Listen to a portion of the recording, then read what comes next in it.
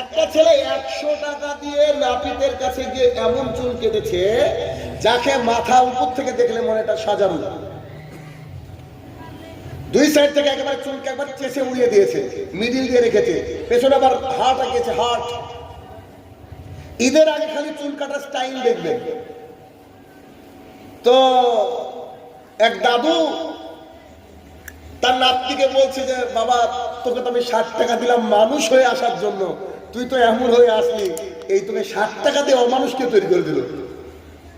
চুল কাটলে মানুষ হয় কিন্তু অমানুষ হয়ে চলে এসেছে। এমন চুল কাটা একজন মানুষ কাটতে পারছে, কাটছে একটা সন্তান। কেন পাচ্ছে?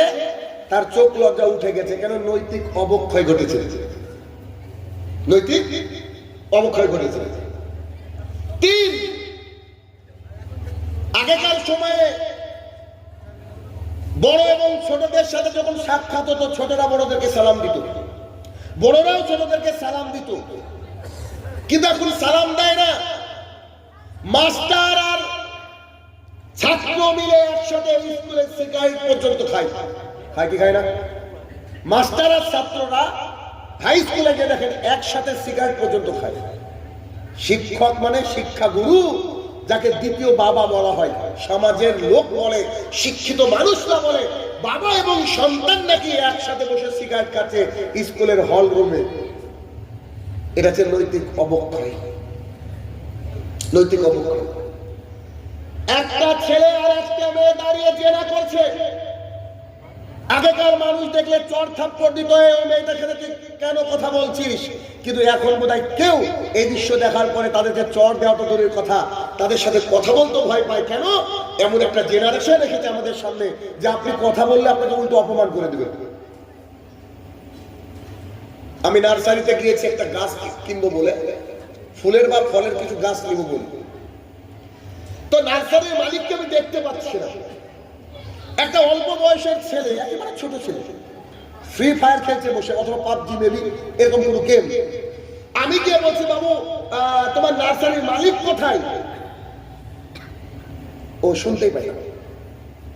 আমি বলছি ছেলে তোমার নার্সারির মালিক কোথায়? ও শুনতেই পাই না। আমি এখানে, ছেলেটা এখানে। আমি বলছি ছেলে আমি বলছি না তোমার মালিক কোথায় বলো নার্সারির। ও শুনতেই পাই না। আপনাকে আমি কি দিয়ে বুঝাবো? ওকে আসলে শুনতে পায় না? জি ও তো শুনতে পায়, ও তো কান ভালো, ও তো ওর সাথে কথা বলতে ব্যস্ত। অথচ মালিক এসে বলছে স্যার আপনি কতক্ষণে আসলেন? আমি বললাম আমি আসলাম অনেকক্ষণ হলো, কিন্তু আমি একে বলছি কথাই বলে না। তো ওকে একটা ধাক্কা মারি চেয়ার থেকে ফেলে দিয়ে বলছে যে এই তুই চিনিস একে কে? ইনি আমাদের স্যার, আর তুই এ কথা বলছিস? তারপরেও ও একবার আমার দিকে তাকালো না, একবারও তাকালো না। কেন? খেলতে ব্যস্ত। এটা হচ্ছে নৈতিক অবক্ষয়, এটা হচ্ছে নৈতিক অবক্ষয়। আজকে বড়রা ছোটদেরকে আর কেউ শাসন করে না, দেখবে রাস্তাঘাটে। এর আগে শাসন করতো। কেন?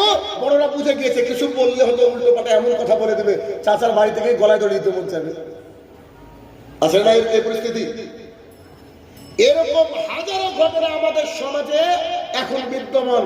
এই চারিদিকে যে নৈতিক অবক্ষয় ঘটছে, এই নৈতিক অবক্ষয়ের জন্য দায়ী হচ্ছে আমাদের সমাজ ব্যবস্থা। আমরা আমাদের